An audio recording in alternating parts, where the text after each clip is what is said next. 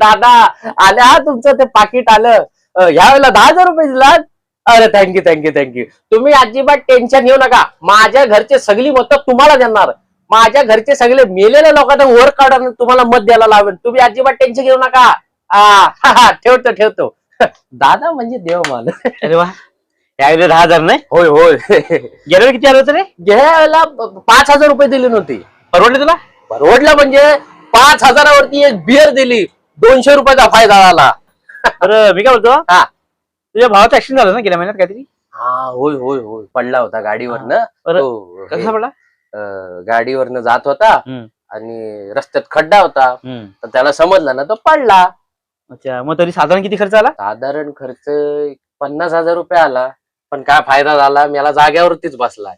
अरे हेच जर ते 5 ने 10,000 रुपये घेताना विचार केलास ना, तर आज तुझा भाव आहे ना असा चांगला राहिला असता आणि चालता फिरता राहिला असता, माहितीये काय?